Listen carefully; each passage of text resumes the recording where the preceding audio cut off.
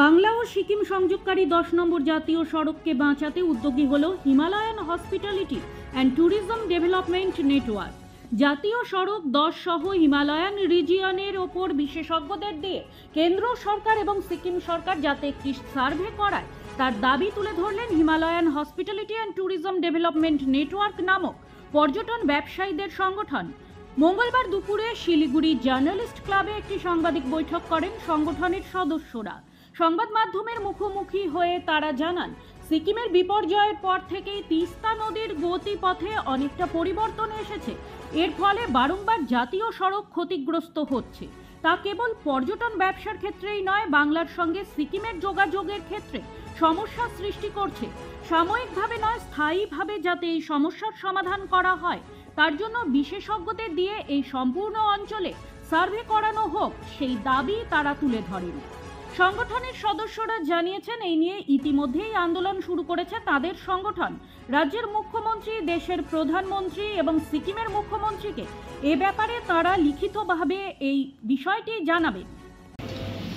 আমরা ইনস্টিটিউট থেকে দুটো বিষয় নিয়ে বেসিক্যালি আজকে এই প্রেস কনফারেন্সে সবচেয়ে গুরুত্বপূর্ণ বিষয় যেটা আপনারা প্রতিনিয়ত কভার করছেন এবং লিখে যাচ্ছেন আপনাদের কাগজে বা আপনাদের সংবাদ মাধ্যমে নিউজ করে, সেটা হচ্ছে ন্যাশনাল হাইওয়ে 10। আমরা জানি যে ন্যাশনাল হাইওয়ে 10 সিকিম ড্রপের পরে যে আউটবাসটা হলো, তারপরে যে পরিস্থিতি আছে সেটা নিয়ে আমাদের মধ্যে কিন্তু একটা প্রশ্ন জায়গা আজকে আমাদের আসার কারণ এটা is a big question mark. আমরা প্রথমেই এই কোয়েশ্চেন মার্কটা তুলে ধরতে চাই যে এনএসটিটা থাকবে কিনা। আমরা স্পেশালিস্ট না, তবে যেহেতু এই অঞ্চলে প্রতিনিয়ত এত বছর ধরে কাজ করছি, ওই রাস্তায় এতবার যাতায়াত করছি, তিস্তাকে তার রূপ বদলাতে দেখেছি আর তিস্তাকে এখন ভয়ঙ্কর দেখেছি। আমরা অনেকে হয়তো ভাবছি যে পিডাব্লিউডি লড়াই চলছে, আমরা দেখছি, তবে আমাদের কেন জানি মনে হয় যে এই বিষয়টা পিডাব্লিউডি এনএইচআইডি স্কেলের উপর দেখে থাকে চলবে। আমরা যদি কিছুদিন আগে, আমি জানি না কতজন আপনারা দেখেছেন, সিকিম থেকে একটি স্যাটেলাইট ইমেজ ডিক্লেয়ার করা হয়েছে তিস্তা নদী, যেখান থেকে তিস্তা নদী তার উৎস হয় চুমথাং থেকে, যেখানে লাচেনচু আর লাচেনচুটা মিলে যেটা তিস্তা নদীর উৎসস্থল চুমথাং। তার যে আগে কি অবস্থা ছিল আর সিকিম ব্লকের পরে তার কি অবস্থা, তার যে চওড়াটা ছিল সে কতটা ইনক্রিজ করেছে। এই যে জিনিস হচ্ছে, আমাদের কেন যেন মনে হচ্ছে যে রিভার, নদীকে বাঁচানো প্রথম প্রায়োরিটি, নদী বাঁচলে এনএইচকে বাঁচবে। তাই আমাদের ডিমান্ড আজকে যে এনএইচআইডিসি রাস্তা করবে কি পিডাব্লিউডি রাস্তা করবে সেটা সরকার ঠিক করবে। তবে সেন্ট্রাল গভর্নমেন্টকে ইমিডিয়েটলি ইন্টারভিন করা উচিত যে এন্টায়ার একটা জিওলজিক্যাল সার্ভে, এই দাবিটা প্রথম দাবি আমাদের, যে স্পেশালিস্টদের দিয়ে, ভারতবর্ষের যারা টপ মোস্ট স্পেশালিস্ট আছে তাদেরকে দিয়ে এই অঞ্চলের জিওলজিক্যাল সার্ভে করানো হোক, নদী এবং পাহাড়।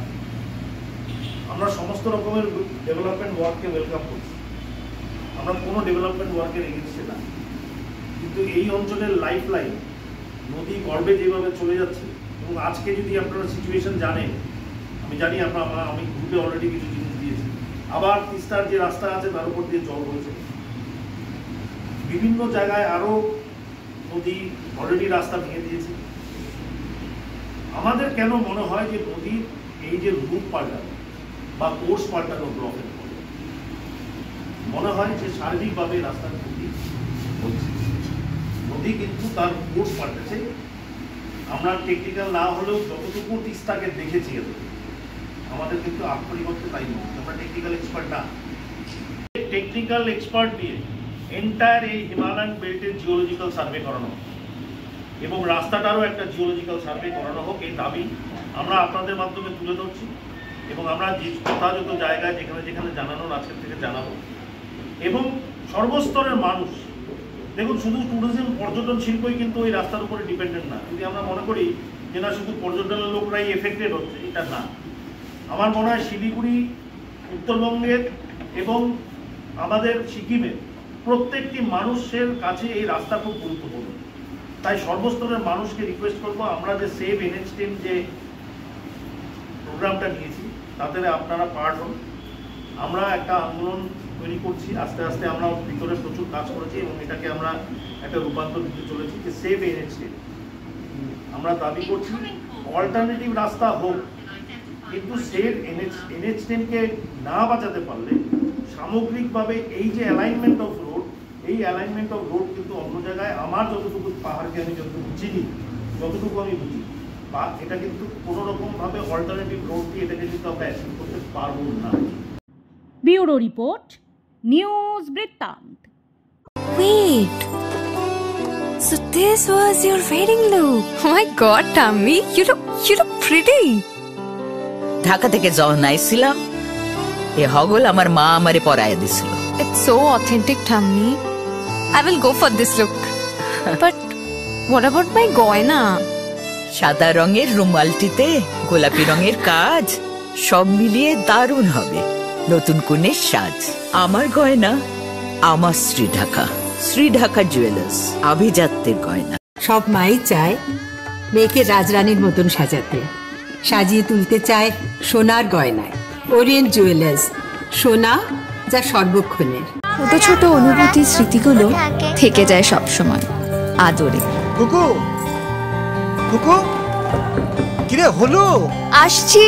লকডাউন সময় তো হয়ে এলো। কিছু স্মৃতির ভাজেই তোলা থাকে শুভারম্ভে প্রাপ্তি। 50 বছরের অভিজ্ঞতায় আগ্নেশ্বর জুয়েলার্স, নিখুঁত গয়নার কারিগরি। Agneshwar jewellers, NS road, Raiganj.